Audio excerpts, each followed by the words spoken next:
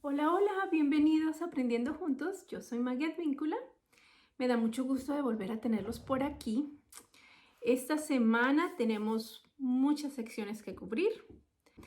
Empecemos con ¿qué les pareció la Pascua? ¿Cómo la pasaron? ¿Disfrutaron ese espíritu de renovación? Es algo que yo me doy cuenta cada vez que año que pasa la Pascua, yo siento como que me lleno de energía y es como que me entregan un pizarrón otra vez en blanco y puedo empezar mi año eh, limpio y nuevo después de la Pascua. No sé si pudieron ver el video del arbolito que hacemos y si lo usaron o les pareció algo que podían ayudar a sus bebés, a sus niñitos a entender un mejor lo que es la Pascua, o ustedes mismos, por favor déjenme saber si sí les gustó. Lo otro que quería preguntarles es cómo les fue con la conferencia. La conferencia general estuvo espectacular. Creo que siempre es, ¿no? Y uno siempre piensa, este año estuvo mejor que la pasada. Y eso quiere decir que estamos creciendo y madurando espiritualmente. Bueno, esta semana estaremos hablando de la sección 30 a la 36 y conoceremos un montón de nuevos personajes importantes que después vamos a escuchar mucho de ellos en próximas secciones y fueron personas que dieron de verdad, aportaron mucho para el establecimiento de la iglesia. Muchas de las historias que vamos a escuchar y que vamos a leer, todos estos hermanos que vamos a conocer, tienen sus tiempos altos y bajos, ¿no? Y quisiera otra vez recordarles la historia de Martin Harris y tratemos de esta vez recordar las cosas buenas y no recordarlos a ellos por los errores o las faltas que cometieron, sino por lo que aportaron. Me gusta mucho que mi madre siempre nos dice, cuando alguien cometa un error, no te acuerdes del error, sino acuérdate de todas las cosas buenas que ellos hicieron por ti. Que un mal error no borre todas las 100 cosas buenas que hicieron. Entonces esa es como la idea de aprender de todos ellos, porque no todos se mantienen fuertes en la iglesia, ¿no? Pero tenemos a David Whitmer, que ya lo conocemos, ¿verdad? Y el hermano mayor de David Whitmer, que es John, y el hermano menor de David Whitmer, que es Peter. Esos son los tres hermanos Whitmer. Vamos a conocer a Thomas Marsh, que hace unas cuantas semanas atrás les pedí que lo leyeran y supieran de la historia de él, que está en Santos, buenísima. Vamos a conocer a Siba Peterson, a Parley P. Pratt, a Northrop Sweet, a Ersa Tyree, a Orson Pratt, el hermanito chiquito de Parley P. Pratt, a Sidney Rigdon, que es uno de los predicadores más potentes que existieron en la iglesia al principio, y de Edward Partridge. Edward siempre lo recuerdo porque él hacía sombreros, entonces siempre que pienso en Edward con uno de esos sombreros como estilo Abraham Lincoln. Bueno, ellos son los que vamos a conocer. Hablaremos en los capítulos en los versículos del 30 al 36 y los capítulos los encontrarán en Revelaciones en Contexto. Ahora es cuando estos libros vienen mucho, nos van a ayudar mucho, porque para poder mantener una idea y recordar quién es quién y quién le pasó qué y quién se encontró con quién, porque se convierte ya como en un estilo de telaraña, ¿no? Porque fue fulano el que invitó a Sutano y Sutano vino y bueno, entonces para poder recordar todo eso, estos dos libritos, estos dos libritos, súper importantes que los tengamos a la mano y si no, están en el app. Si no los quieren leer, los pueden escuchar. O sea que no hay excusa para no entender las historias. Y yo pienso que la iglesia ahorita ha sacado toda esta información porque es necesario entender las historias para poder comprender qué era lo que el Señor estaba tratando de enseñarle a todos estos hermanos mientras los llamaba para ser misioneros, para ser obispos. Y nos sirve a nosotras y a nosotros para poder también aplicarlo en nuestra propia vida. Hablando de nosotras, em, yo me puse a pensar en todas las cosas que estos hermanos estaban viviendo y entonces hice una lista de las esposas, porque cada vez que hablemos uno de estos hermanos, pensemos en qué mujer o los hijos que también tuvieron que ir con ellos, ¿no? Que la decisión que ellos tomaban, en unas cuantas ocasiones vamos a ver a alguno de estos hermanos que escribieron y tenemos la historia de cómo ellos le presentaron este plan a las esposas y cómo ellas contestaron, cómo ellas reaccionaron. Y me encanta ver eso porque yo soy esposa de un soldado militar de los Estados Unidos. Entonces, cada 3 años recibimos órdenes y tenemos que mudarnos a otro lugar. Nunca sabemos dónde nos van a enviar, sino por ahí como 6 meses antes de que tengamos que mudarnos. Entonces, en los últimos 10 años nos hemos mudado como unas 15 veces y no siempre es divertido. No es lo que uno sueña, ¿no? De que ya te estás acostumbrando, ya le tienes la rutina, ya conoces las calles, conoces la ciudad y ¡pum! Te dicen nuevas órdenes, tienes que ir a otro lado. Entonces eso me hizo sentir mucho cariño y mucho interés en cómo estas hermanas reaccionaban. Por ejemplo, la esposa de David Whitmer se llama Juliana y la esposa de Peter Whitmer, Mary Elsa, de John Whitmer, Sarah, de Thomas B. Marsh, Elizabeth, de Parley P. Pratt, Eleanor y Mary Ann. Parley P. Pratt tuvo más de una esposa. Siba Peterson, Rebecca, Ersa Tyre, Relief E. Polly, también tuvo 2 esposas. Northrop Sweet tuvo también a Elena Hardy y a otras esposas. Orson Pratt, a Sarah Miranda y Sidney Rinder a Phoebe. Entonces, cuando he estado leyendo, me gusta ir y ver y averiguar cómo reaccionaron ellas o cuál es la historia de ellas o si se tiene algún récord de ellas. Y les voy a contar pedacitos de lo que me acuerde mientras vayamos hablando.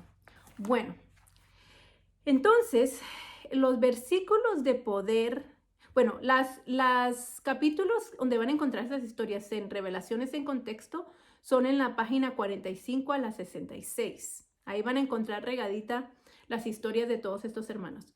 Y en Santos los van a encontrar en los capítulos 9, 10 y 11. Comenzamos la segunda parte de Santos y al principio de esa segunda parte hay un mapa. Les aconsejo que lo miren. Voy a poner una foto de él igual aquí en el video, pero le aconsejo que lo vean porque les ayuda a saber a dónde es que habían ido, porque comienzan a regarse, ¿no? Ya se sale solamente, ya no estamos hablando solamente de Nueva York, de Pensilvania, ya estamos comenzando a regarnos para Ohio, bueno, para Missouri, vamos a comenzar a irnos un poquito. Entonces, es bueno que tengamos una idea de dónde estamos y si tienen un mapa de los Estados Unidos, es bueno ir mirando por dónde iban y para explicarle a los niños o a los jóvenes, lo hace mucho más interesante y se les queda más porque hay algo visual. Bueno, entonces el versículo de poder está en la sección 35 y es el versículo 3 y las palabras de la semana son mansedumbre. Me gustaría mucho que estudiaran qué significa la mansedumbre, compararlo con la palabra que es la humildad y si quieren averiguar qué es la diferencia entre ser manso y ser menso. Pero bueno, la mansedumbre es lo que más quisiera que se enfocaran, porque en realidad yo por años tenía una idea errónea de lo que era mansedumbre y cuando descubrí y estudié lo que era, de verdad que cambió mi forma de ver aún a nuestro Señor Jesucristo, porque Él es el perfecto ejemplo de lo que es la mansedumbre. Okidoki, entonces, si tienen sus libros, sus cuadernos, sus lápices y sus escrituras, aprendamos juntos.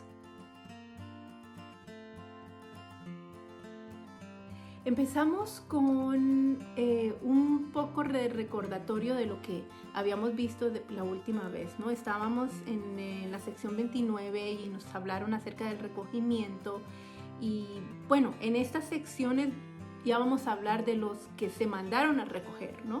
Los que fueron a hacer ese recogimiento del que estábamos hablando en la sección 29 en estos primeros días de la iglesia.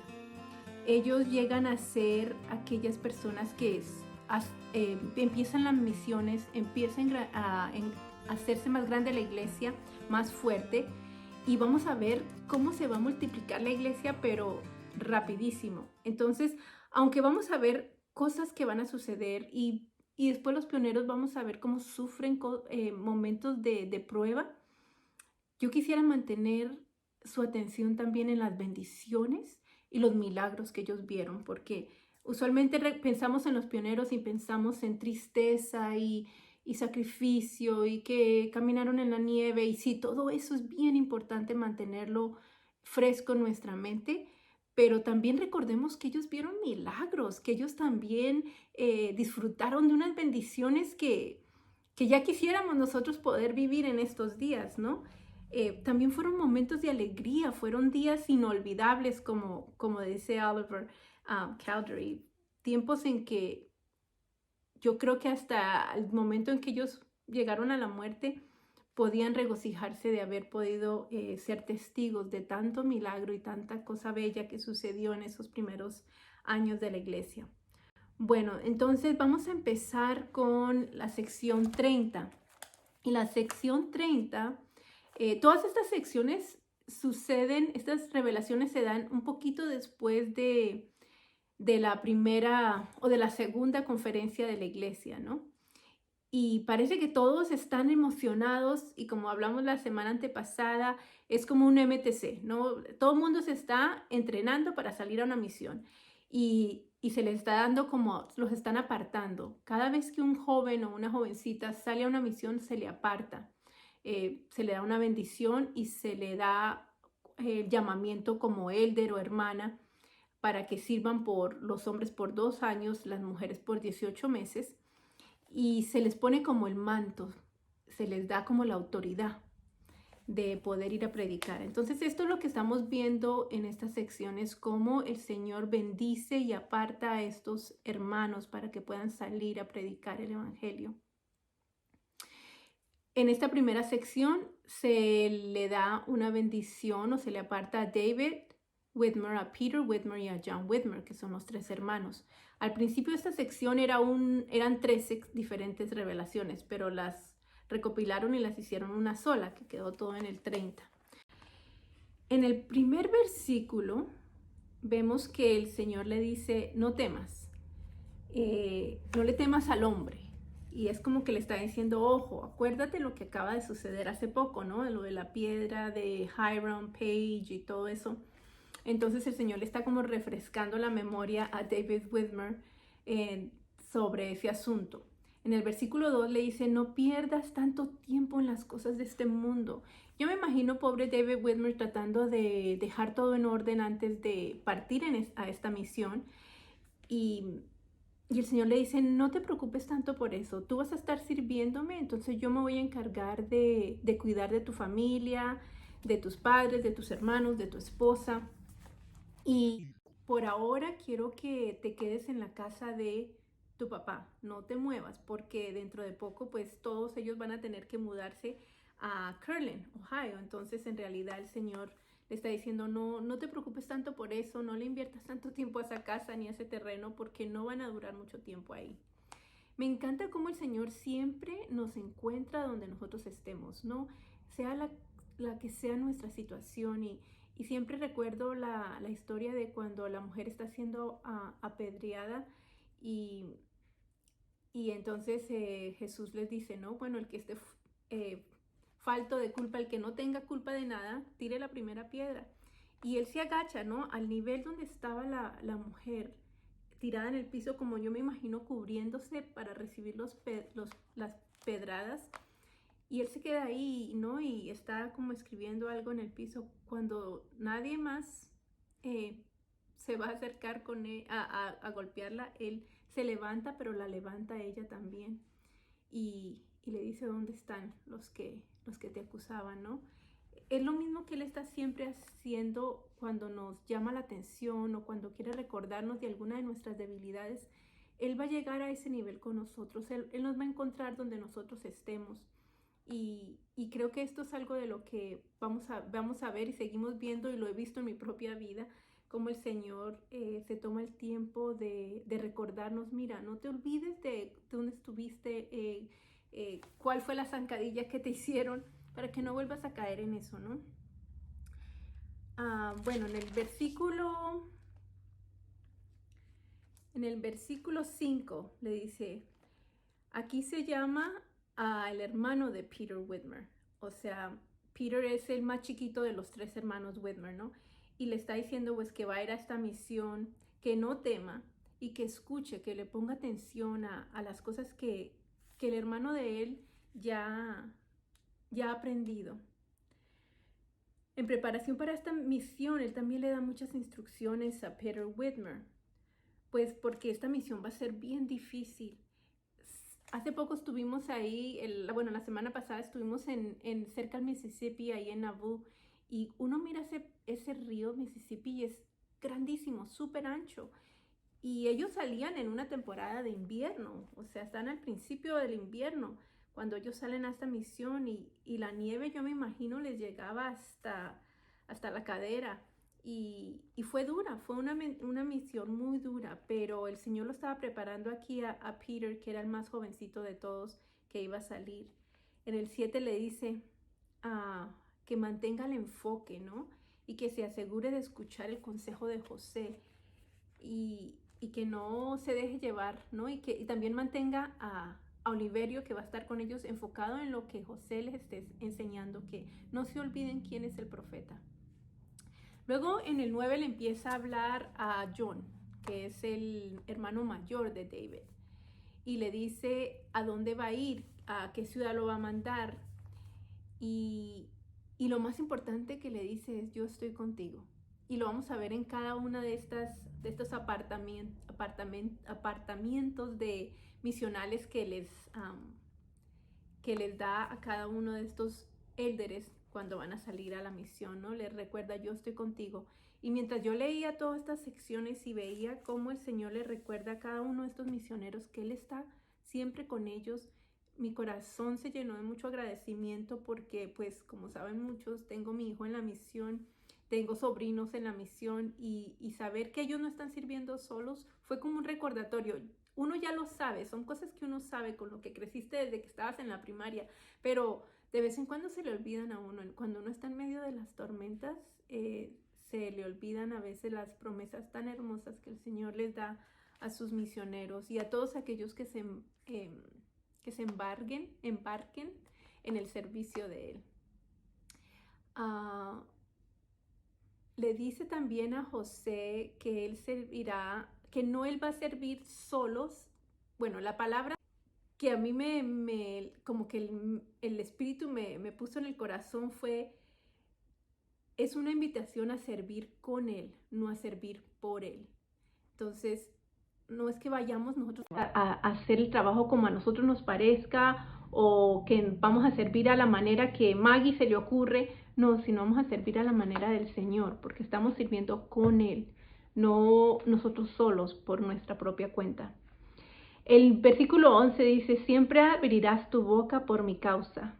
Qué bonito es esa promesa, que cada vez que la boca de John se abriera, iba a predicar, iba a decir algo positivo. No sé si conocen personas así, que son personas calladas, personas muy observadoras, pero cuando abren la boca siempre sale algo muy positivo, algo que lo deja a uno pensando. Yo me imagino que la personalidad de John tal vez era parecida, ¿no? Era un hombre callado, reservado, pero cuando abría la boca era por la causa del Señor. También le dice: no temas, no temas, yo estoy contigo. Entonces me encanta, está muy linda esa sección. En la sección 31 estamos conociendo mejor a Thomas B. Marsh. Thomas B. Marsh es el nombre de este hermanito. Él llega a ser una persona muy importante en la historia de la iglesia en estos primeros años. Él llega a ser el primer presidente del Quórum de Élderes de los 12 apóstoles, y lo llegan a escoger como presidente es más que todo por mayordomía, porque estaban poniendo al que fuera más viejo, más mayor, y él era 7 años mayor que José Smith, entonces por eso fue el puesto como, como presidente. Ya no es así como escogen al presidente o como se llama el presidente del quórum de los 12, pero en este tiempo se estaban dejando llevar por lo que entendían a través de la Biblia y fue la manera en que ellos lo decidieron. La niñez de Thomas Marsh es una niñez muy, muy dura. No sabemos muchos detalles, pero según lo que pude leer en los papeles de José Smith y en algunos otros libros de historia, es que Thomas Marsh tenía una vida muy difícil en casa, o sea, en la casa de los padres y los hermanos de él. Y cuando tenía solo 14 añitos, él se escapó de la casa y nunca más quiso regresar. Siempre estuvo escondiéndose, ¿no? de su familia para que no lo encontraran. Quién sabe si lo estarían buscando o no, pero él desde los 14 añitos se escapó, pasó muchas hambres, muchas necesidades. Así que cuando él conoce a Elizabeth, la esposa, es la primera vez que él se siente aceptado y amado por alguien. Y él, su amor lo volca en ella y en sus hijos. Tiene bastantes varoncitos. Para el momento en que él recibe este llamamiento, todos los niños, todos los hijos de él son menores de 10 años.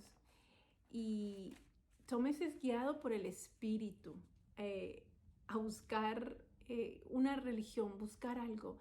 Y bueno, por diferentes razones, lean los detalles en Santos, él llega hasta la imprenta de Grandin, donde se está imprimiendo el libro de Mormón. Y pues, ¿se acuerdan quién eran los que estaban chequeando y asegurándose que todo estuviera bien? Se había quedado ahí Hiram, ¿verdad? Y se había quedado Martin Harris. Pues entonces lo primerito que se está imprimiendo en ese momento, pues todavía no está el libro completo, pero se imprimían las 16 páginas, que quiere decir que era un pedazo de papel grande, grande. Aquí tengo uno, pero es pequeñito, pero ellos lo hacían tamaño para que quedara como en un libro. Aquí también tengo una muestra de lo que era, como era el libro, pero estas páginas pues eran grandes, ¿no? Y imprimían 8 por un lado y 8 por el otro.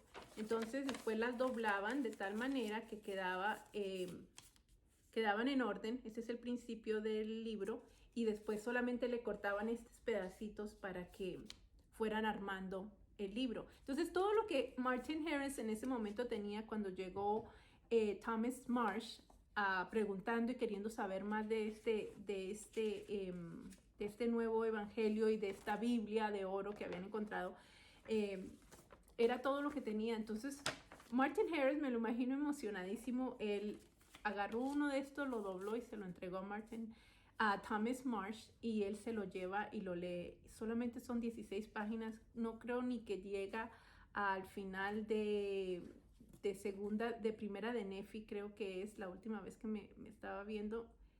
Sí, no, apenas está como al principio de segunda de Nefi, y es todo lo que recibe Thomas Marsh, pero siente que esto es real, siente que esto es de Dios.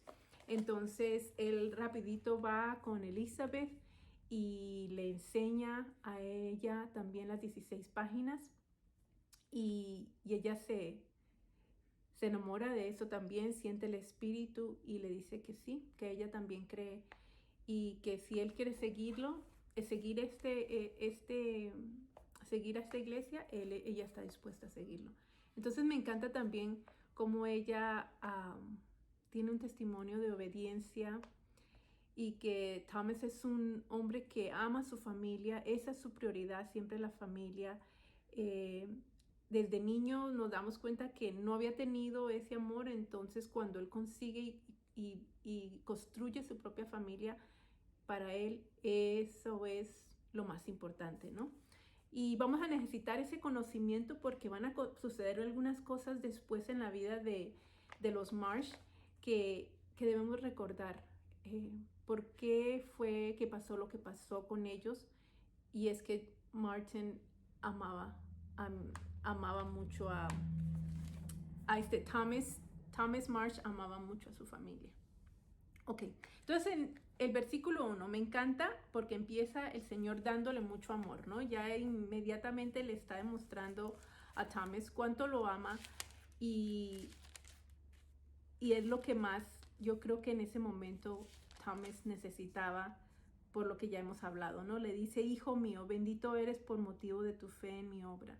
Me encanta porque yo veo a Thomas no como el señor que ya era, sino como aquel muchachito de 14 años que escapó, ¿no? He aquí en el versículo 2, he aquí te han sobrevenido muchas aflicciones a causa de tu familia, hablándole de su familia como los papás, los hermanos, ¿no? Le dice, sin embargo, te bendeciré a ti y a tu familia, sí, a tus pequeñitos, y viene el día en que crecerán y conocerán la verdad y serán uno contigo en mi iglesia. O sea, si tú los crías dentro de este evangelio, ellos van a llegar a ser uno contigo.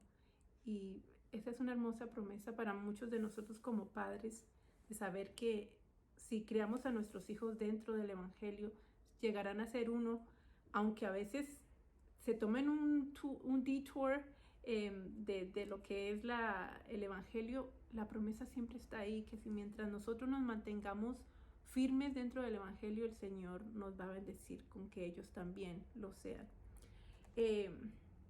De nuevo, este hermoso consejo o mandamiento, yo lo veo más como un mandamiento en el versículo 3 que le dice, alzad vuestro corazón y regocijaos, porque la hora de tu misión ha llegado y será desatada tu lengua y declararás buenas nuevas de gran gozo a esta generación. Este versículo fue un versículo muy importante para mí durante mi misión y cuando una de mis hijas estaba como, no sabía si quería ir o no quería ir, hicimos una oración y abrimos las escrituras a ver qué era lo que el Señor quería decirle a ella y esta fue el versículo que le salió. Entonces no hubo duda de que el Señor quería que ella saliera a una misión. Para mí es un versículo muy, muy lindo y muy especial. Cuando a Thomas Marsh se le llama como a esta misión, él solamente tiene como un mes de miembro, o sea, no tiene mucho. Y él lo recibe muy seriamente y entiende la gran responsabilidad que se le está dando. Thomas Marsh y Elizabeth llegan a mudarse muchas veces durante el tiempo que están en la iglesia. Y yo creo que por eso en el 4 le dice, declararás las cosas que han sido reveladas a mi siervo José Smith, hijo. Comenzarás desde ahora a predicar, sí, a cosechar el campo que ya está blanco. O sea, le dice, mira, te he estado esperando y ahorita es tu momento, ¿no? En el 5 le dice, tus pecados te son perdonados. Y esa es una gran bendición que yo siempre he visto en el momento que uno acepta un llamamiento, sea en la primaria, en las mujeres jóvenes, en la sociedad de socorro o un llamamiento misional. La promesa inmediata es, tus pecados te son perdonados. ¿Y quién no quiere eso? ¿Quién no quiere comenzar como en limpio? ¿No? Me encanta esa promesa y siempre la he visto y la vamos a ver cada vez que uno de ellos acepta este llamamiento. El Señor lo primero que les dice es, tus pecados te son perdonados. Y luego me gusta porque dice, porque el obrero es digno de su salario. Al final del versículo, ¿qué versículo es este? Creo que el 6. Sí, le dice que el obrero es digno de su salario. Dios paga muy bien. No sé si se han notado, pero en ocasiones me han dicho, Maggie, ¿cuánto te debo? De alguna cosa, ¿no? Pequeña o algo que haya hecho. Entonces, yo siempre lo primero que se me viene a la mente es, no, mejor no me pagues, porque si tú me pagas, el Señor no me va a pagar y Él paga mucho mejor. Y lo he comprobado varias veces. Y, y eso me encanta. En el versículo 5 al final también le dice, por consiguiente, tu familia vivirá. Cuando le dice eso, yo hubiera pensado, ¿por qué? ¿Van a estar a punto de morir? Pues sí, viene mucha persecución y van a haber momentos en los que ellos también van a pensar, uy, ¿será que la vamos a hacer de esto? Pero yo creo que esa promesa le vendrá muchas veces a la mente, no solamente a Thomas, sino también a Elizabeth como madre, de que su familia va a sobrevivir porque pues el Señor sabe y habla nuestro idioma y sabía que para ellos su familia era lo más importante. El versículo del 7 al 8 vemos que se le está preparando para cuando la iglesia llegará a Canadá, a Inglaterra, a extenderse por todos los Estados Unidos, porque le dice que sí, abriré el corazón de los del pueblo y te recibirán y establecerás la iglesia por tu mano. Porque él viaja mucho y sirve muchas misiones después de esta primera. En el 9 le dice, ten paciencia, no le pagues a los demás con la misma moneda que te paguen, porque van a haber muchos que te van a perseguir y te van a criticar, pero tú no les respondas de la misma manera. Y me encanta que le termina diciendo, y sé constante, porque la constancia es llave, la constancia es algo que a veces no queremos hacer, pero si lo hacemos nos da buenos resultados. En el 11 le dice, no vas solo, y me imagino que le recuerda a Thomas que pues él no es el dueño. Thomas estaba acostumbrado a mandar, a tener su espacio, y el Señor le está diciendo, no, ahora yo soy el que mando.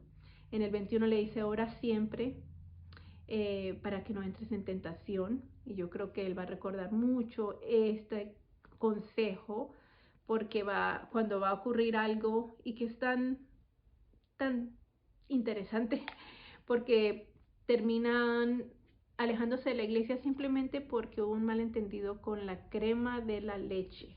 Entonces, cuando lean esa historia se van a acordar de la crema de la leche. Y Thomas Marsh siempre era un dicho que tenían en la misión, que cuando alguien se iba a ofender fácil les decíamos, no te ofendas por la crema de la leche. Entonces, bueno, les dejo su de tarea, vayan y miren cuál es la historia con Thomas Marsh y Elizabeth. Es un buen recordatorio para él que ore siempre para que no entre en tentación, y al final le termina diciendo, yo estoy contigo, tú no vas solo. Lo mismo que les dijo a los 3 hermanos Whitmer. Okidoki, entonces pasamos a la sección 32, y esta sección es de Parley P. Pratt. Y Parley es un personaje extremadamente colorido, pero constante. La historia de él también es fascinante. Todo el proceso desde que llega y encuentra la iglesia hasta el momento en que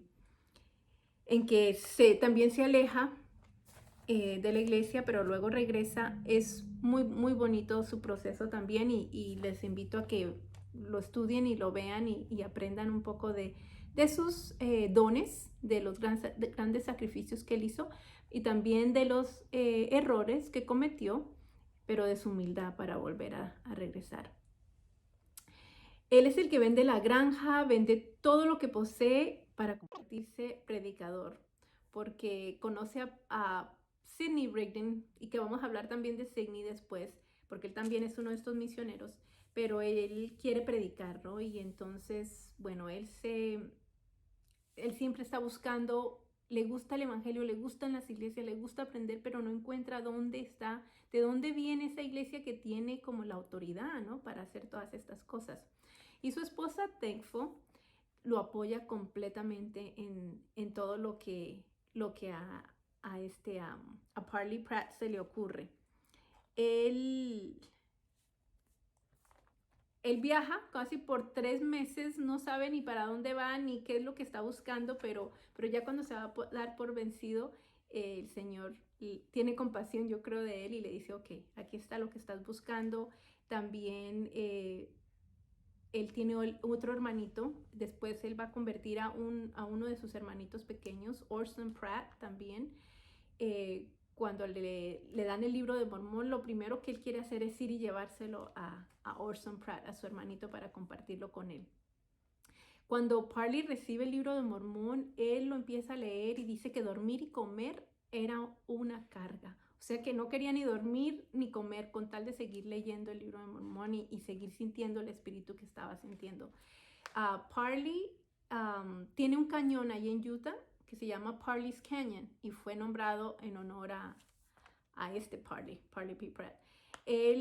Parley lo acompaña a José Smith cuando lo encarcelan en Liberty.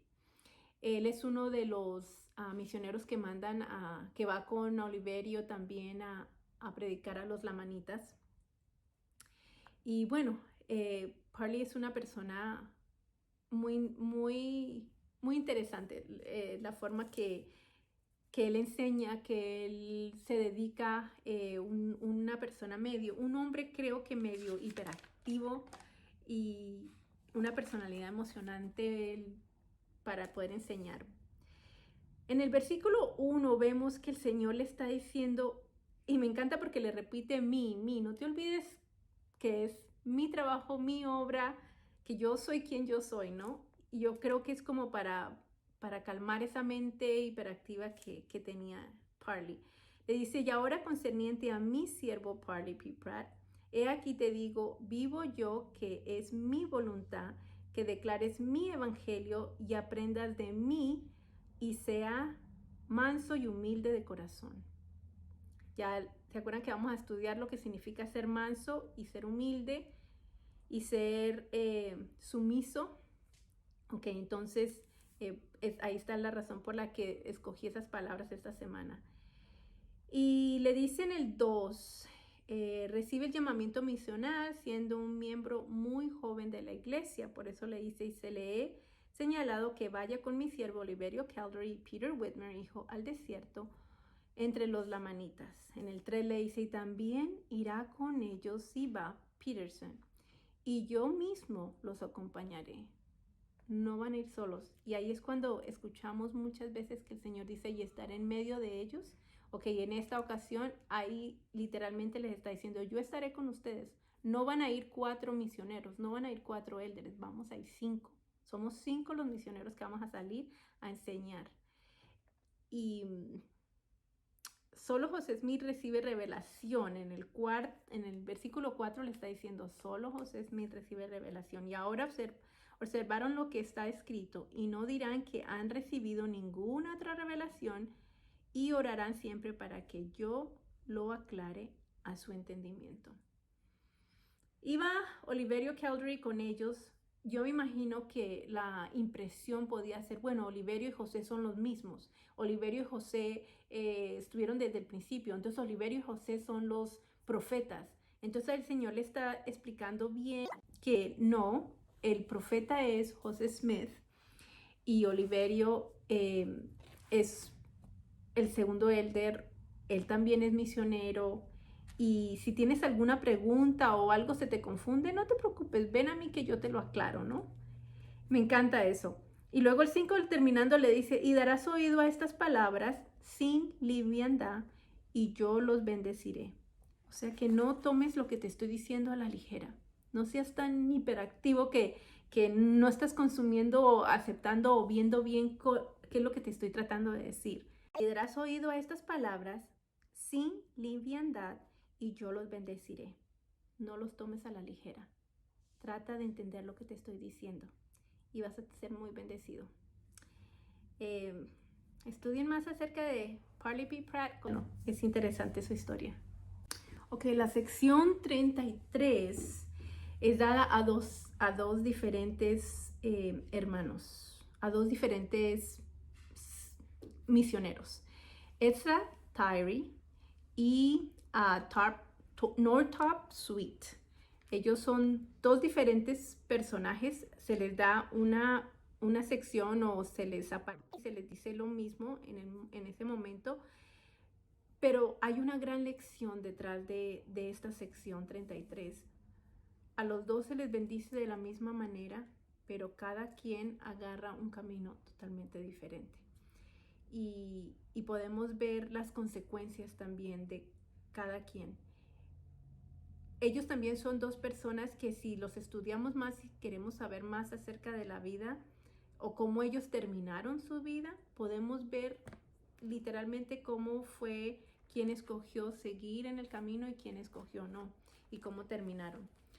Ezra Tyree es el ex jefe, digamos, de los hermanos Smith, de Hiram y de José Smith. Él lo sabía cuando estaban en Palmira, que estaban buscando trabajo y eso. Él fue uno de los tantos que les daban trabajo a estos jóvenes y Y cuando él empieza a escuchar que un predicador, que el hermano mayor de él y que otros hermanos de él, familiares de él, que están escuchando y que hasta sacan los caballos que él posee para ir a verlos a ellos no sé cuántas millas, y cuando él regresa le dice, no quiero que vuelvan a tocar mis caballos para ir a escuchar a esos mocosos que no saben si ellos eran mis peones, ¿cómo va a ser que si eran muy buenos trabajadores? No lo voy a negar, y eran muy responsables, pero ya para que se vuelvan en predicadores y todo eso, no, eso ya no. Entonces él sinceramente no estaba nada interesado.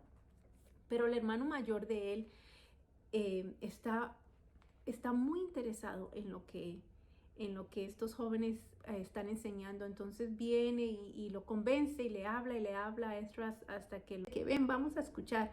Y bueno, van los dos y escuchan.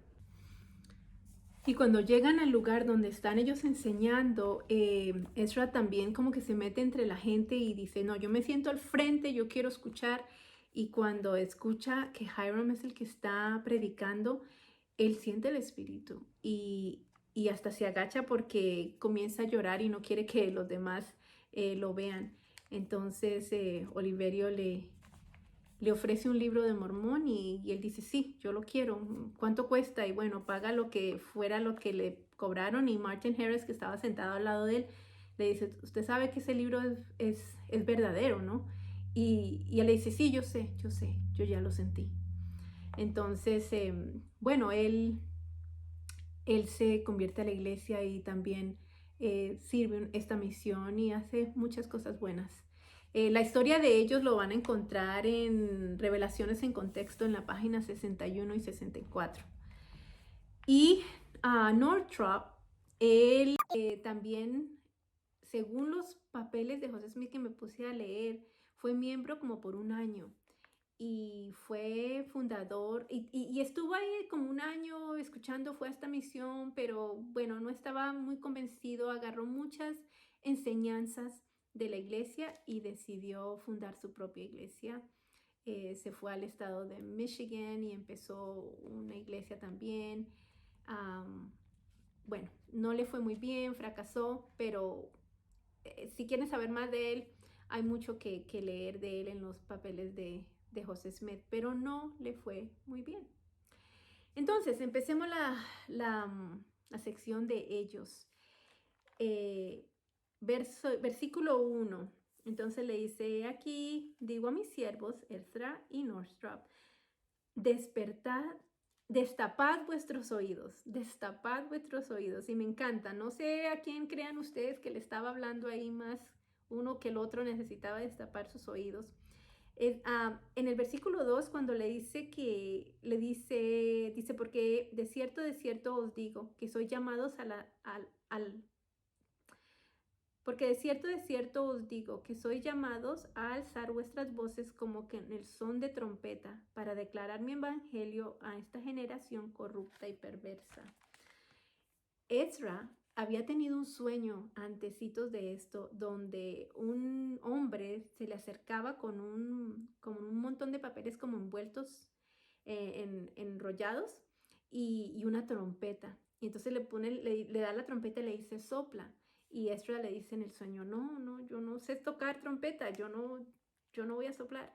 Y entonces el ángel o el hombre le dice, hazlo. Entonces Ezra se pone la trompeta en la boca y sopla, y dice que emitió el sonido más hermoso que jamás he escuchado. Y yo creo que en el momento que le dicen a él como con son de trompeta, eso le recordó mucho a ese sueño. Vamos a ver qué le dicen a todos, ¿no? Todas estas secciones son un trompetero completo, porque todo el mundo tiene que estar tocando con trompeta, pero es porque si recordamos qué sonido hace la trompeta, si vemos una banda de mariachis, sin trompetas no hay estruendo, no hay ese ruido, ese poder. Entonces yo creo que por eso el Señor se refiere mucho a la trompeta.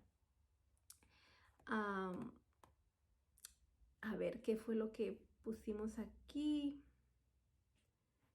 En el número 3 al 7, es como que le está haciendo un resumen de lo mismo que les había explicado mucho, por ejemplo, en la sección 4, cuando le habló a Papa Smith, ¿no? De que ya el campo está listo y que es una viña y que hay que ir a recoger y que que hay muchos llamados para hacer este recogimiento. Es como un resumen que les está dando. Del 8 al 11, les está diciendo la cantidad de gente que van a poder reunir y que van a poder enseñar. Me encanta la palabra gavillas que le dice, ¿no? En realidad no sabía exactamente qué quería decir gavillas, entonces lo busqué y dice, es un grupo de ramas o cañas o hierbas o trigo que son amarrados y son tan pesados porque son tantos que los tienen que echar al hombro para traerlos, ¿no? Entonces le está diciendo a ellos, en el 9 le dice, sí, abrid vuestra boca sin cesar y vuestras espaldas serán cargadas de gavillas, porque he aquí, estoy con vosotros. Y eso me encantó, esa imagen de decirles, van a traer tanto que las van a tener que amontonar, ¿no? Y es exactamente lo que sucede con ellos. Ezra llega a ser tan buen predicador que él tiene que rentar granjas y edificios para predicar y en muchas ocasiones llenaba tanto los edificios que él mejor lo hacía al aire libre porque no cabían casi nunca dentro de un edificio. Podemos ver la diferencia de aquellos que siguen con fe y hacen lo que les indique el Espíritu y los que piensan, no, yo solito puedo, yo ya agarré lo que necesito de aquí, muchas gracias, me voy a hacer lo mío por mi propia cuenta y no por lo que les indique el Espíritu. En el 14 le dice, y recordaos los reglamentos y los convenios de la iglesia para observarlos. Y yo creo que ahí nos está dando un poquito de conocimiento. El Señor le está como diciendo tal vez ¿cómo es que se llama este muchacho? Northrop. No te olvides, no te olvides, no.